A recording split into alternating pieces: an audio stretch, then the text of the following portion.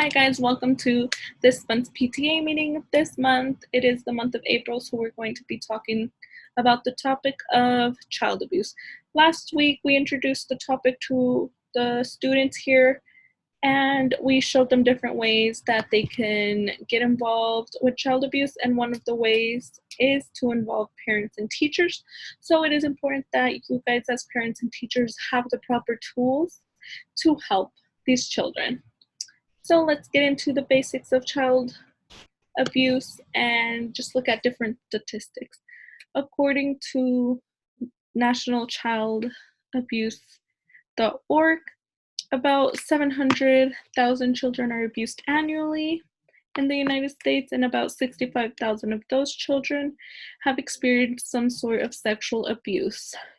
41% of these students have experienced physical abuse, and about 80% of these children are harmed by at least one parent, that either being mother or father, and in other instances, it could be both parents. So now we want to look at what child abuse can lead to. There are a lot of different things that child abuse can lead to.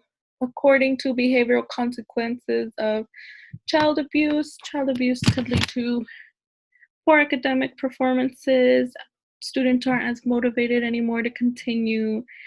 Students become very angry with everyone around them. They have sudden outbursts of anger, as shown in this picture. This child is putting in harm's way one of his classmates because he had a sudden burst of anger, and that is important that we do not experience that here at school. A lot of students also feel very antisocial.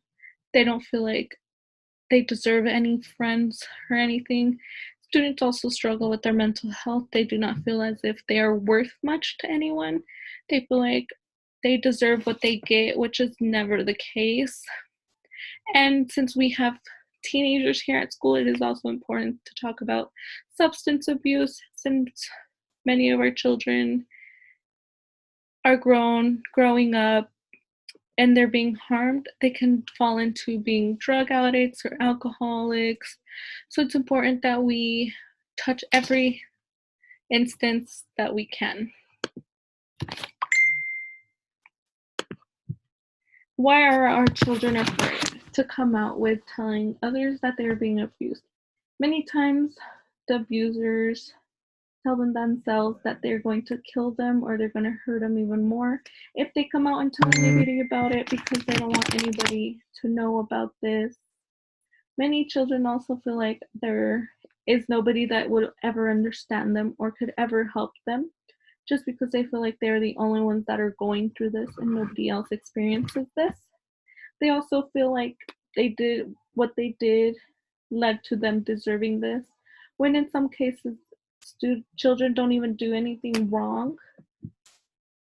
And they are also afraid of being made fun of at school. Many children feel like their classmates are going to pick on them and bully them because they aren't able to live a normal life as they do at home or in their after school activities. They just feel as if they aren't able to connect with other people in that manner. Then that leads us into how can us parents help? Many of us here are parents, and many of us here are teachers that surround ourselves with these children. So there are different ways that we can help these children. According to 7 ways teachers can prevent sexual abuse in school, found on defendinginnocence.org, there are different steps that we can take to help them. One of the main steps is finding a safe environment for them. That includes here at school, we want to create a safe environment for them where they aren't going to experience any harm, where children aren't going to make fun of them because they are being treated in this manner. We just want to create a safe environment where they could come and they can feel safe and don't feel like somebody's going to come and treat me bad just because I did something wrong or I said the wrong thing or I was being annoying. They just don't want to feel that way. This environment should also include different courses that the children can take. They can include different support groups that can meet here.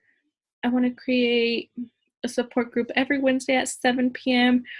where children who are abused can meet and they can just talk about their stories and feel as if they're not the only ones that are going through this. It's very important that they know that everybody out here is trying to help them and not harm them because they probably don't trust many people. And if you are not able to come out and help with these organizations, or if you don't have any children of your own and you still feel like you want to do something, you could always donate. Pinwheels for Prevention is a big organization that accepts donations towards preventing child abuse. This organization collects funds so that children are put into places where they won't be abused anymore. And always remember to remain calm. Do not take your anger out on anybody, especially the parents or abusers. What they're doing is wrong, and they will be punished for what they have done. But it's important that you do not act out of anger in front of the children because then they'll just feel like you'll hurt them. It's important to always remind everybody that it's not their fault, that they did not deserve this. It's important to just stay calm and just take the child to a safer environment. Another important thing is aftercare. Aftercare is after the child has been taken out of that situation and has been placed in a different place. Aftercare is crucial. Why, you might say? Well, children suffer from like trauma shock. They feel as if that person's going to come back, take me, hurt me again, and continue to do it because I deserve it, and it's not the case. They also don't trust many people, so they feel like they can't connect with others because of this. They also feel like that they can't trust anybody and connect to them. That makes them feel like, oh, they're just going to hurt me like every other adult has hurt me so far in my life. So it's just not fair. That leads to them having low self-confidence. They don't feel worth anything anymore. And it's just sad that these children have to go through this. So it's important for aftercare that we find different resources that we can help them with, like support groups, find them counseling one-on-one. I am the psychologist here at school, so it's important for me to present these meetings because I am a skilled expert in my field. So it's important that I am the one hosting these meetings just so I can give you guys the right tools and also let you guys know that I am here for these children and that I want to do everything I can so they are out of harm's way. So if you ever experience any children being abused or anything, I can help them with aftercare. There are also different group homes that they can talk with and be sent to just so they're out of these dangerous situations, especially if the abuse keeps repeating and repeating itself. It's just important that these children do not go back to these homes until it is safe to do so, because just exposing them to more and more abuse can just lead to more and more trauma, and it drags onto their adult life.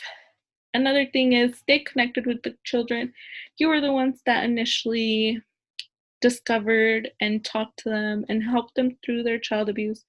So they feel as if you are the people that are there to help them and will always be there to help them. So it's important that you guys stay connected with these children, even if different things happen for different reasons. Just being able to be there and make sure that they're fine will help them gain trust in more and more people and will hopefully lead them to a healthy and safe life in the future.